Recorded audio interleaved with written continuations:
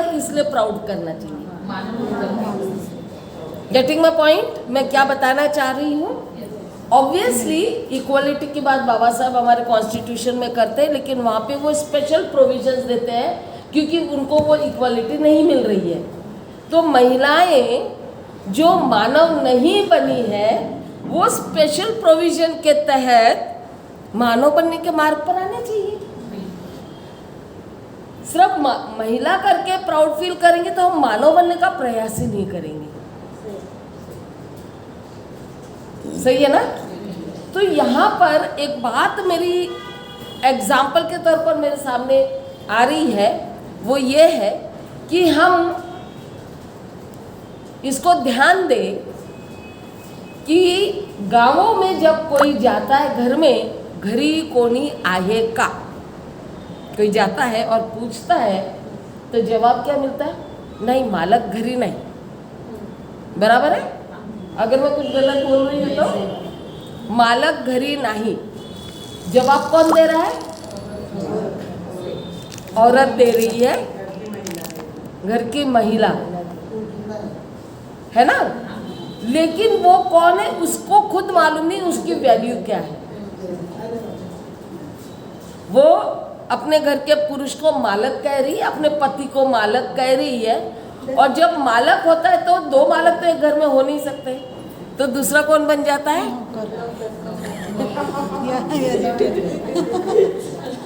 मैं सिर्फ एहसास दिलाना चाह रही हूँ। तो महिला और पुरुष में अभी तक वही नाता रहा है, मालक और दासी का। ठीक है? और ये सिर्फ मैं नहीं कह रही, डिक्शनरी मीनिंग कहते हैं। डिक्शनरी अगर खोल के देखोगे पत्नी का अर्थ क्या होता है, वाइफ का अर्थ क्या होता है, हम सब बहुत प्राउडली कहते हैं आई एम हाउस वाइफ। वो बोली अरे पति का कम हो गया था तो हाउस का भी वाइफ बन गए। यानी हस्बैंड का वाइफ होते होते हम क्या बन गए? पूरे घर का वाइफ बन गए। एनीवे, ये सिर्फ अपने एहसास दिलाने की बात के लिए मैं कह रही हूँ। ऑब्वियसली बहुत लोगों को मालूम नहीं है, जिस तरह से बताया गया उस तरह से वो अपना लाइफ जी रहे हैं, है ना? तो और उसी तरह से उन्होंने अपनी दुनिया सीमित कर रखी है। क्या किया? महिला ने अपनी सीमा क्या कर ली? बांध ली है, और उसके बाहर निकलने का कभी सोचा भी नहीं उन्होंने। मुझे हमेशा याद आता है बाबा साहब जो कहते थे की गुलामाला गुलामीची जाणीव करून द्या तर तो बंड करून उठेल। महिला कहते तो और अच्छा होता, महिलाला गुलामीची जाणीव करून द्या तर ती सुद्धा बंड करून उठेल। लेकिन महिला ने अपने आप को कभी गुलाम समझा ही नहीं, है ना? तो ये गुलाम है, या मैं खुश हूँ अपने घर में जहाँ मुझे गुलामी के नाम पर सब कुछ फैसिलिटीज मिल जाती है। जनरली हम गरीबों का छोड़ो, गरीबों को उनके हिसाब से फैसिलिटीज मिलती है, अमीरों को उनके हिसाब से फैसिलिटीज मिलती है, और इसीलिए वो फैसिलिटीज जो उनका पति या उनके परिवार के लोग देंगे, जिसमें कपड़े आते हैं, जिसमें तुम्हारे गहने आते हैं, जिसमें तुम्हारा रहन सहन खाना पीना आता है, वो पूरी तरह से फुलफिल हो जाता है, तो हम उसको एक्सेप्ट कर लेते हैं। सम्मान मिले न मिले, क्योंकि सम्मान के बारे में कभी सोचा ही नहीं, पहले से ही बचपन से ही, वो छोटी रहती तभी से बोल दिया गया लग्न झाल्यानंतर काय करायचं आहे? नवऱ्याला देव मानायचं आहे। यानी देव तो कभी सम्मान करेगा ही नहीं ना, तो सम्मान की बात आई नहीं। सासू सासऱ्यांची सेवा करायची, सेवा करणारे तुमचे सन्मान करतील किंवा नाही? क्वेश्चन मार्क, है ना? यानी सम्मान मिलेगा तुमको, या तुम्हें सम्मान मिलना चाहिए, इस तरह के बचपन से क्या लड़कियों को बताया जाता है? यानी कभी इस मामले में सोचा ही नहीं गया। बाबा साहब ने जब हमको सम्मान से जीने की बात कही है, कॉन्स्टिट्यूशन में सम्मान से जीने का राइट दिया है आर्टिकल 21 के तहत, तब हम लोग सम्मान की बात करने लगे हैं, वो भी जाति आधार पर, जेंडर आधार पर अभी तक नहीं। कभी सोचा ही नहीं कि जेंडर के आधार पर भी बाबा साहब कहते हैं, यानी बाबा साहब मानव के लिए कहते हैं लाइफ विथ डिग्निटी। तो लाइफ विथ डिग्निटी सिर्फ पुरुषों के लिए कहा गया है या पूरे इंडियन के लिए कहा गया है? अब यहाँ पर प्रश्न शब्द बदल रहा है। भारतीय नागरिक, भारत का नागरिक, कॉन्स्टिट्यूशन में किसके लिए राइट्स दिए हैं? भारत के नागरिक के लिए, है ना? तो भारत के नागरिक में महिला आ रही है या नहीं, यही तो बात 8 मार्च की है। 8 मार्च जो मनाया जा रहा है वो मत के अधिकार के लिए है। मत का अधिकार किसको लड़ना पड़ा? महिलाओं को, क्योंकि उनको दिया नहीं गया था। और भारतीय संविधान में यह कहीं नहीं लिखा कि महिलाओं को मत देने का अधिकार है। क्या लिखा है? भारत के नागरिकों को मत देने का अधिकार है। समझ में आ रहा है ना? भारत के नागरिकों को मत का अधिकार है, मत देने का। तो यहाँ पर स्त्री और पुरुष या जो भी इवन अदर जेंडर के लोग, वो भी तो है, वो उनको भी कोई नहीं रोक सकता कि तुम नहीं दे सकते हो वोट। इसका मतलब यहाँ पे जो वोट मिल रहा है वो ह्यूमन बेसिस पर, यहाँ पे हम नागरिक है, इस बेसिस पर हमको वो अधिकार मिल रहा है। अब ये बिना मांगे मिले हुए अधिकार है। यहाँ पे हमको बिना मांगे मिले हुए अधिकार है, हमको लड़ने की जरूरत ही नहीं पड़ी। और इसीलिए हम लोगों को उसकी कीमत भी नहीं मालूम। एक किस्सा और याद आता है, जब बाबा साहब ने हिंदू कोड बिल लिखा था, पेश किया था, सबसे ज्यादा विरोध किसका था? महिलाओं का। क्योंकि भारत की महिलाएं जानती ही नहीं थी कि परिवार और पति के अलावा उसको कुछ चाहिए, और कुछ दिया है तो उसके ऊपर ठप्पा पति का लगना चाहिए। पति अगर कहेगा तो वो आगे आएगी और बोलेगी, पति ने कहा नहीं तो नहीं। ये इसीलिए, और इसको हम कह सकते हैं तोड़ो फोड़ो राज करो बोलते ना, बहुत अंग्रेजों को कहा जाता है इसके बारे में। एक्चुअल में ये जेंडर के बारे में हम कह सकते हैं, महिलाओं को ऐसा स्थान दिया गया कि वो अलग रहेगी, बाकी कोई भी निर्णय लेने का अधिकार नहीं, कोई अपना अलग से घर बसाने का अधिकार नहीं, उसको कुछ भी अपने लिए सोचने की जरूरत नहीं। जो भी सोचेगा पिता सोचेगा या पति सोचेगा, isn't it? पिता या पति, ये दोनों के इच्छा के बगैर तुम कुछ भी नहीं कर सकते हो। और वो होने के बाद में भी आप महिला, खास करके मैंने बहुत जगह पूछा है आप कौन है, अपनी पहचान बताओ, तो एक तो वो महिला है ये प्राउड फील करती है, दूसरा वो माँ है इसलिए प्राउड फील करती है। समझ में आ रहा है मैं क्या कह रही हूँ? माँ है इसलिए वो प्राउड फील करती है। क्या खुद का बच्चा है तभी तुम माँ बन सकते हो? क्या माँ बनने की क्वालिटीज मेंटली, नेचुरली, ये बिना फिजिकली, बायोलॉजिकली बच्चे को जन्म दिए बगैर नहीं आ सकती? आ सकती। स्त्री का गुण कहा जाता है ममता, करुणा, ये क्वालिटीज उसमें पहले से है ना, नेचुरल क्वालिटीज है। यानी अगर उसने बच्चे को जन्म नहीं दिया तो भी वो क्वालिटीज आती है। ये हम देखते हैं जब बड़ी बहन छोटी बहन या भाई का ध्यान रखती है तब, है ना। 9-10 साल की बच्चियाँ उससे छोटे बच्चों को लेकर वो चलती है, घूमती है, उसका ध्यान रखती है, वो तो माँ नहीं बनी। और हम लोग क्या कहते हैं, बचपन से उसको माँ बनने की ट्रेनिंग दी जा रही है। तो कौन सी ट्रेनिंग दी जा रही है? व्यवहार की। माँ बनने की ट्रेनिंग मतलब फिजिकल होना और फिर बच्चे को जन्म देना, वो ट्रेनिंग नहीं है। ये वो गुण डेवलप करने की ट्रेनिंग बचपन से दी जा रही है और वो नेचुरल है। वो इतनी जल्दी डेवलप होती है लड़कियों में जो लड़कों में नहीं होती है। ऑब्वियसली लड़कों में भी हो सकती है, लेकिन हमने कभी इस बारे में सोचा ही नहीं। जब इक्वलिटी की बात आती है तभी तो हम तथागत को कहते हैं ना। तथागत में गुण कौन से दिखते हैं? सबसे ज्यादा गुण कौन सा है? करुणा, मैत्री, ममता। ये कौन से गुण है? ये स्त्री गुण है।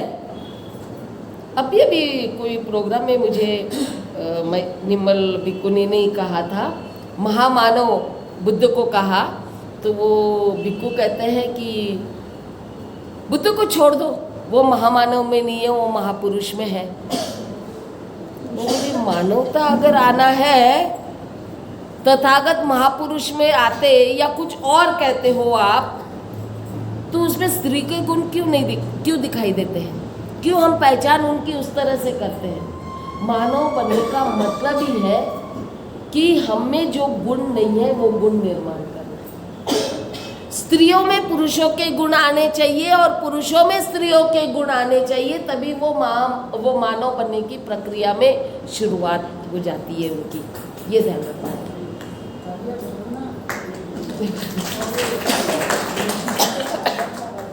इसीलिए हमने भिक्खुनियों का एक टैगलाइन बनाया। वो टैगलाइन है, भिक्खुनी का मतलब है स्त्रीत्व से मनुष्यत्व की ओर अग्रसर। एटलीस्ट ठीक है, आप लोग स्त्री करके अपने आप को पहचान सकते हो। हम लोग इसलिए आपको टोकते आर्या मत बोलो, माता मत बोलो। क्यों? क्योंकि वो हमारे स्त्रीत्व की पहचान बनाती है। आर्या का अर्थ होता, आर्या या अय्या का अर्थ होता है कि श्रेष्ठ महिला है। हम वो श्रेष्ठ महिला से भी बाहर निकल चुके हैं। हमने चीवर धारण कर लिया तो हम स्त्रीत्व को नकार के मानवता के इस पे आ गए, जहाँ पे हम में पुरुष गुण भी आ गए कि हमारे अंदर का डर ही खत्म हो गया कि मुझे छत चाहिए, मुझे किसी का प्रोटेक्शन चाहिए। स्त्री में क्या है? वो वही अभी तक क्यों बंधी हुई है वो? क्योंकि वो सोच ही नहीं सकती परिवार के अलग रहने का, वो सोच ही नहीं सकती घर से बाहर निकलने का, वो सोच ही नहीं सकती अपने बच्चों से दूर होने का, अपने पति को छोड़ने का, है ना। ये जो डर है, मतलब आप अपनी वो सीमा में बंधे रहना चाहते हैं, और जब वो डर निकल जाता है तो जैसा पुरुष कहीं पर भी रहता है, जा सकता है, उसको छत नहीं रहे तो भी उसको फिक्र नहीं, चलो देखा जाएगा जो होगा सो, ये बोलकर वो निकलता, तो वो पुरुषी गुण आपके अंदर आ जाता है। आप लोगों से मिलोगे, बाहर किस तरह के लोग मिलते, क्या करते हैं, उनको फेस करने की हिम्मत आप में आ जाती है, तो वो पुरुषी गुण आप में आ जाता है। जिसको हम कठोर कहते हैं, थोड़ा सा बोल्डनेस कहते हैं, इसको हम बोल्डनेस कहते हैं। स्त्री बोल्ड होती तभी है जब उसमें आम स्त्री के अलावा कुछ और एक्स्ट्रा गुण दिखाई देते हैं, है ना। वो घर के बाहर निकलती है, वो कोई ऐसा निर्णय लेती है जो उस कैटेगरी में नहीं बैठता जो स्त्री के लिए डिफाइन किया गया है ना। और ऐसी स्त्री को सही नहीं माना जाता, ऐसी स्त्री को विरोध घर से ही होता है। सबसे पहले कहाँ से होता है? घर से होता है। और इसीलिए कहते हैं कि स्त्री को विद्रोह करना पड़ता है। क्या करती है स्त्री? विद्रोह, क्रांति अपने घर से करती है। लेकिन बुद्धिज्म इस क्रांति को बहुत अच्छे से बताता है कि आप घर के लोगों से संबंध तोड़े बगैर भी आप उनके साथ रहकर विद्रोह का कार्य कर सकते हो, क्योंकि इक्वालिटी दी गई है ना। जो अधिकार इक्वालिटी का दिया गया है तो आपके जो व्यूज है उसको भी उतना ही इम्पोर्टेंस मिलता है, आपके फ्रीडम को इम्पोर्टेंस मिलता है। नहीं मिला तो समझ लो उस घर में इक्वालिटी नहीं है। इसलिए अभी भी हमको बहुत बुद्धिस्ट परिवारों में भी हमको इक्वालिटी दिखाई नहीं देती है, क्योंकि वहाँ पर जेंडर इश्यू पर कभी चर्चा ही नहीं होती है। विद्रोह हो जाता है और उस महिला को अलग अलग नाम से संबोधन किया जाता है। तो अब ये महिला दिन की बात आ रही है, हम महिलाओं पे बात कर रहे हैं। तो सबसे पहले बंधन तोड़ने वाली महिलाओं संबंधित ये कौन महिला थी?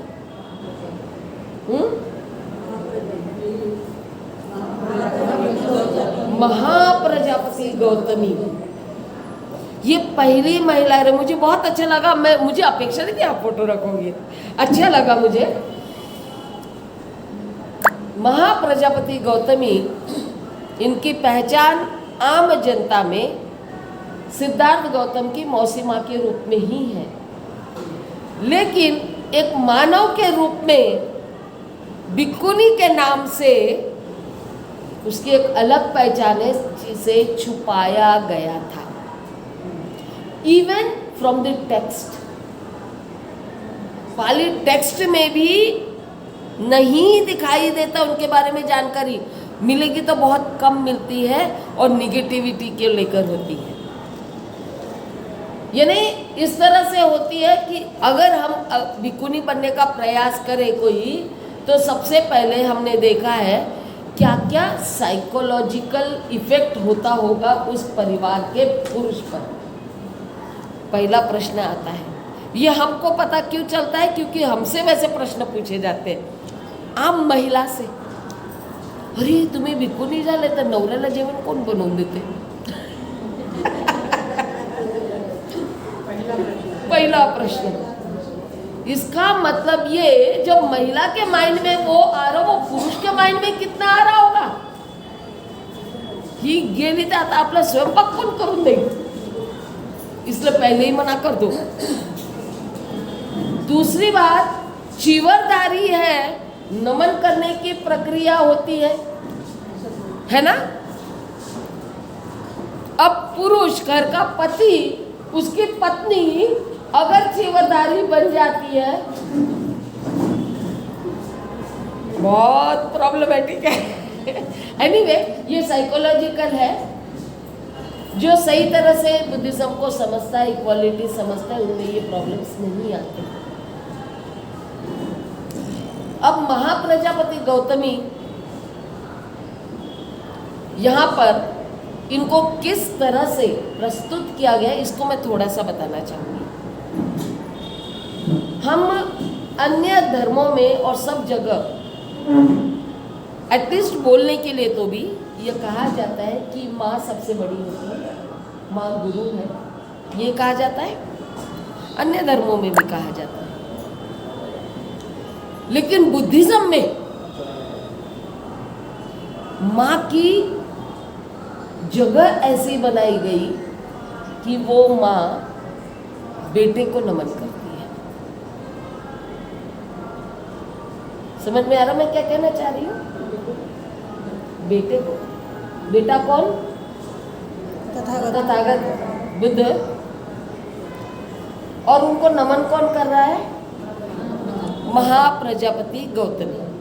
ऑब्वियसली टीचर जो होता है उसको नमन किया जाता है, लेकिन मुझे एक प्रश्न पड़ता है, रिस्पेक्ट करना, नमन करना डिफरेंट। मुझे प्रश्न आता है कि अगर एक बेटा आज के ज़माने में एक अच्छे हाई पोस्ट पर चला जाए तो, और उसकी माँ वो उसको बचपन से वो पढ़ने लिखने में मदद करती है, वो भी एजुकेटेड है, पढ़ने लिखने में मदद करती है, उसको अच्छा वो स्टेटस हासिल करने में उसको पूरी तरह से मदद करती है। वो अधिकारी बनने के बाद क्या उस माँ ने उसके पैर छूने चाहिए? नहीं। सबका एक ही आवाज आ रहा है, नहीं? दुविधा प्रश्न है, दुविधापूर्ण प्रश्न है, दुविधा तो है ना? नाही, पडणारच नाही पाय ना, दुविधेत नाही, दुविधाही नाही राहणार. कसं मुलाचे पाय कसे आहे? हाँ, मुलाचे पाय कसं पडणार, ये प्रश्न बहुत एक इस तरह का है कि कभी हम इस पर सोचते भी नहीं है। और यहाँ पर टेक्स्ट में लिखा गया है कि महाप्रजापति को बुद्ध कहते हैं कि अपने से सीनियर भिक्खु को या सामनेर को, क्योंकि वो पहले सामनेर बोला जा रहा है, टेक्स्ट में सामनेर नहीं लिखा है, ये उस तरह का प्रचार किया गया कि उसने 3 बार उकड़ू बैठकर नमन करना चाहिए। क्या सच में बुद्धिज्म इक्वलिटी बता रहा है टेक्स्ट के माध्यम से? नहीं. कितना भी बड़ा अधिकारी बनेगा, कितना भी बड़े अच्छे पोस्ट पर रहेगा ना लड़का, उसकी माँ अगर झुकना चाहेगी ना तो वो झुकने नहीं देगा। ये सच है. ये सच है। माँ करे ना करे, माँ झुकने को तैयार हो जाएगी, क्योंकि माँ बड़ी इमोशनल होती है। वो तैयार हो जाएगी, वो तैयार हो जाएगी, बोलेगी अरे मेरे बेटे का इतना नाम है, सब झुक रहे तो मैं भी जाऊं। उसको किसी को बोलने की जरूरत नहीं पड़ेगी। लेकिन जैसे वो करने का प्रयास करेगी, अगर वो सही में उसका बेटा है ना, तो वो उसको झुकने नहीं देगा। और यहाँ पे बुद्ध झुकने दे रहे होंगे क्या? मतलब बुद्ध को भी इन्होंने इस तरह से प्रस्तुत किया। समझ में आ रहा है? बुद्धिज्म की शिक्षा क्या बता रही है, ये हमको समझना होगा।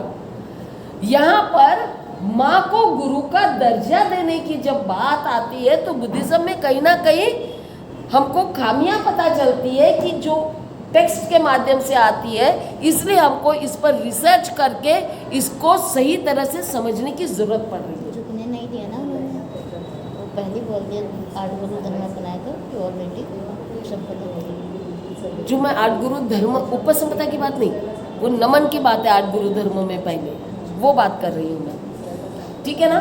तो यहाँ पर उन्होंने वंदन किया नहीं किया हमें नहीं पता। ऑब्वियसली जब पूरे संघ के साथ आते हैं, सबके साथ बैठे हैं और नमन कर रहे हैं, तो सबके साथ वो भी करेगी, क्योंकि हम अपने आप को तो अलग वो दिखाएगी नहीं। एनीवे, तो ये इस तरह से बात है कि हमको यहाँ पर महिलाओं को जो गुरु का दर्जा दिया जाता है, वो गुरु का दर्जा मिलना बहुत ज़रूरी है, क्योंकि वही है जो अपने बच्चे को छोटे बचपन से जन्म देकर बड़ा करती है, और उसको अच्छा हो या बुरा हो, जो भी शिक्षा दे रही है वो उसके पीछे किसका हाथ होता है? माँ का हाथ। अब मैं नेक्स्ट क्वेश्चन आपसे पूछती हूँ, आप लोगों में से कितनों के बच्चे अपना पूरा नाम बताते समय आपका नाम लेते हैं? आपका लेते हैं? मेरी बेटी क्या बोलती है? सुनीता, अपूर्वा सुनीता वानखेड़े Very मेरा good. नाम लगाती है। अच्छा। बेटा भी लगाता है। हाँ। कि मैं अनागारी का, ये लेकिन बेटी लगाती है। नहीं, वो प्रथा निकली है वो अलग बात है। प्रथा क्यों निकली, इसके पीछे का भी कारण है, इसके पीछे का भी कारण है। 90s में केस चली थी। आप लोगों को तो बिल्कुल भी फर्क नहीं पड़ता कि आपका नाम अपने बच्चों के साथ पूरे नाम में आता है या नहीं, क्योंकि जब भी आपका बच्चा अपना नाम सिंगल लेगा तो महिला ही होती है पूर्ण नाव सांग बोलने वाली, है ना? महिला होती है जो कहती है अपना पूर्ण नाम सांग, और वो किसका पूरा नाम बताएगा? अपने पिता का नाम बताएगा। और आप फिर भी ये नहीं बोलते कि अरे पूर्ण झाला का, पूर्ण सांग, नहीं बोलते, क्योंकि पिता का नाम बताया तो यू आर सेटिस्फाइड। क्योंकि आपके कैरेक्टर की गारंटी दे दिया ना उसने। समझ रहे मैं क्या कह रही हूँ? अगर आपके बच्चे ने उसके पिता का नाम लिया तो सर्टिफिकेट कैरेक्टर की किसको मिली? माँ को मिली। माँ को अच्छे कैरेक्टर सर्टिफिकेट मिल गया। अरे बाबा, ये इसका एक ही पति है, इसी का बेटा है ना? तो ये कैरेक्टर सर्टिफिकेट देने के लिए ये प्रथा पड़ी है। समझ में आ रहा है? क्योंकि महिला की पहचान तो कैरेक्टरलेस ही है, हिंदू संस्कृती पहचान वही है। महिला ही चरित्रहीन असते, तिच्यावर कधी विश्वास करू नये, डोक्यावर बसवू नये। पायातली चप्पल सांगायची। समझ में आ रहा है ना? तो ये एक कैरेक्टर, ये एक पहचान हो गई है। दूसरा, अब माँ का नाम की प्रथा हो गई है, कह रहे हो आप, साथ में नाम के साथ नहीं है, सिर्फ फॉर्म में एक कॉलम रो बढ़ गया है माँ के नाम का। क्यों हुआ ये? इसके बारे में कौन कौन जानता है? कौन जानता है ये कैसे हुआ है? वे ना बाहर वालों का जानते हैं, यहाँ का जानते ही नहीं है। कोर्टच्या केस हाँ, कौन सी? सिंगल मदर की केस में शायद। सिंगल मदर नहीं, ये जो वेश्याएं हैं मुंबई की, उन्होंने अपने बच्चे को स्कूल में एडमिशन लेने के लिए लेकर गई, देने के लिए, दिलाने के लिए लेकर गई। जब एडमिशन देने लगे तो बोले इसके बाप का नाम चाहिए। ये बोलेगी नहीं है, किसका नाम बताऊं? हाँ, लेकिन हाँ, गंगूबाई, हाँ, लेकिन उसमें ये बात को प्रमोट नहीं किया। वो वही है जिसने केस डाला था, वो वही है, ठीक है? तो उसने कोर्ट में केस डाला कि बाप का नाम नहीं है तो क्या मेरे बेटे को पढ़ने का अधिकार नहीं है? और वो केस जीती, तब से माँ का नाम आया। जिसको हम कैरेक्टरलेस महिला कहते हैं, उसने सब कैरेक्टर वाली महिलाओं को सम्मान दिलाया।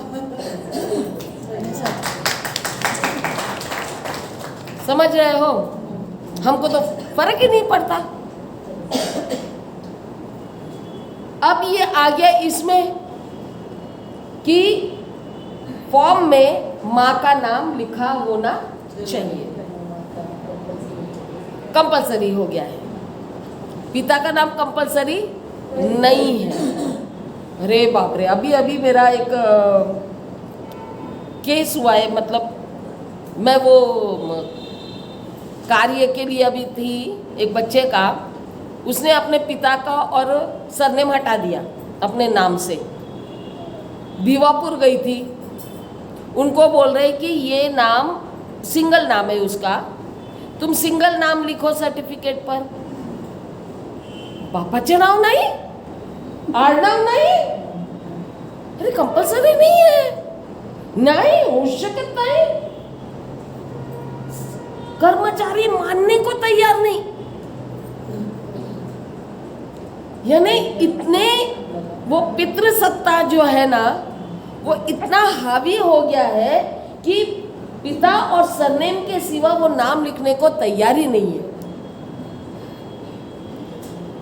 आखिर में बड़े अधिकारियों से बात करके तब कहीं जाकर वो हो गया, क्योंकि कंपलसरी नहीं है पिता का नाम रहना। हम पर डिपेंड करता है ना, हम अपनी पहचान कैसी बनानी है। तो ये यहाँ पर ये बात आ रही है, जब हम बुद्धिज्म में अब बच्चों को तैयारी करवाते हैं, धम्म बताते हैं, तो सबसे पहले इक्वालिटी बताना ही पड़ता है। तो हम पहचान करवाते हैं, तुम्हारा पहचान बताओ, तो नाम से ही शुरू करता है बच्चा। तब हम कहते हैं कि बेटा अभी अपने नाम के साथ में माँ का नाम, पिता का नाम ये बताओ। और ये सर ने वातच झालं तर गडबड, चहा देणं काहीतरी, बहुत प्रॉब्लम है। अभी हुआ था ना,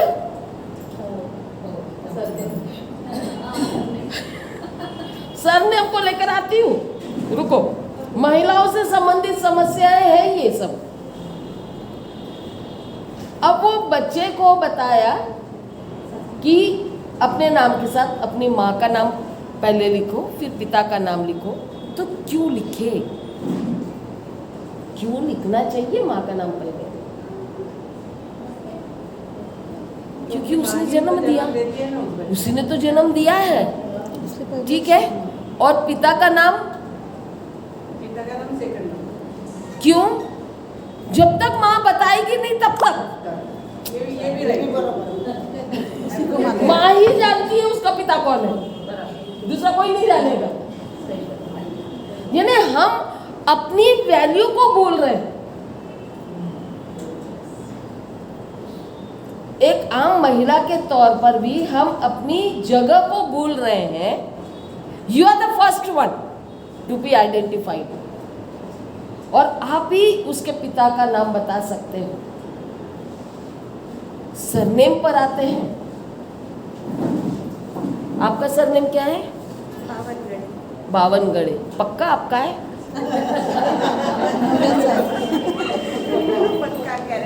गारंटी? शादी के पहले क्या था? हस्बैंड। सही बोलो ना। सरनेम किसका है? आपका नहीं ना?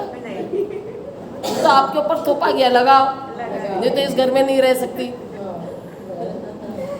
अच्छा, और उसके पहले? हाँ, पिताजी का ना ताकसांडी। अब सही आ रहे हैं, अब सही जा रहे हैं। पहले किसका था? पिताजी का था। और अभी हस्बैंड का। आपका क्या है?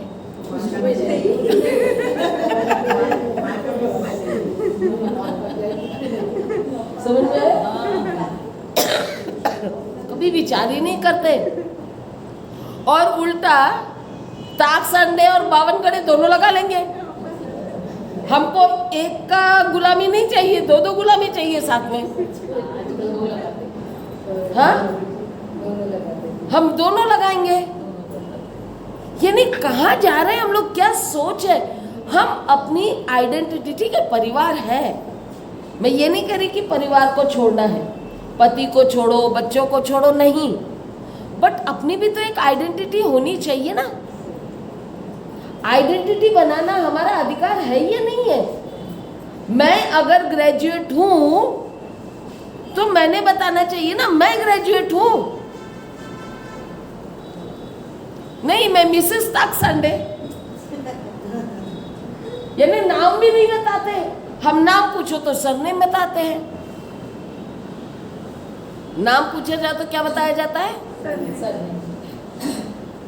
वो कहते हैं, एक मतलब मैं बहुत सोशल वर्क कर चुकी हूँ पहले, जीवन के पहले से मेरा काफ़ी साल का अनुभव है।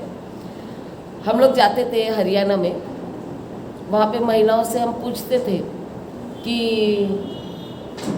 नाम के बारे में ऐसे, तो पहचान कैसे?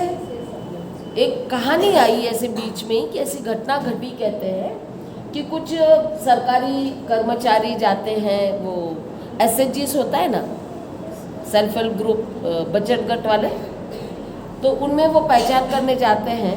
तो किसी ने उसको नाम पूछा, तो बोले मेरा नाम क्या है? तो मेरा नाम मुझे मालूम नहीं है। कैसे नहीं मालूम? अरे नहीं, बचपन में उसकी बच्ची करके बोला जाता था, उसकी बेटी, यानी पिता के नाम से पहचानती। फिर बोलते इधर आए तो इसकी पत्नी करके बोला जाता है, उसकी बहू बोला जाता है, अभी इसकी माँ करके बोला जाता है। नाम कभी उसका किसी ने लिया ही नहीं। फिर उसको याद आता मेरा नाम किसको मालूम होगा, तो अपनी सहेली को फोन कर तो पूछती है, तो उसकी सहेली उसका नाम लेती थी। सहेलियां खेलती है तो वो नाम से बुलाती है, तो बचपन में वो नाम बुलाते थे, वो उसको याद आता है, अरे हम ये नाम से बोलते थे ना हम एक दूसरे को, तब तो उसको अपना नाम याद आता है। यानी नाम की भी आइडेंटिटी हमारी कहीं खो गई है। क्यों खो गई है? क्योंकि एक तो नाम बुलाया नहीं जाता है, बोला नहीं जाता है, और दूसरा पिता के यहाँ अलग, पति के यहाँ गए तो और अलग, वहाँ पे वो ये नाम नहीं चलेगा तुम्हारा, यानी सर्टिफिकेट भी ये नाम नहीं चलेगा, यहाँ पर भी बदल दिया जाएगा। तो कितना बदलाव एक महिला के जीवन में लाया जाता है। ये सारी प्रक्रियाएं जो है ये हमें अपने आप में स्टेबल न होने देने की प्रोसेस है, अपने आप में एक पहचान निर्माण न करने देने की एक प्रोसेस है। अब कुछ नहीं हो, आप एक मशीन हो जिसका जन्म बच्चे पैदा करने के लिए हुआ है, और इसीलिए बहुत सारी आज की पढ़ी लिखी लड़कियों को हमने देखा है शादी के बाद में कहती है मला माझ्याच मुलगा पाहिजे, डॉक्टर म्हणते नाही होऊ शकत, काही नाही आणखी काहीतरी करा, मला माझ्याच पाहिजे मुलगा, मूल मूल मेरा अपना बच्चा मेरा ही चाहिए। ऐसा नहीं, पढ़ी लिखी महिला लड़कियां होती है उनको मालूम होता है कितने सारे बच्चे भी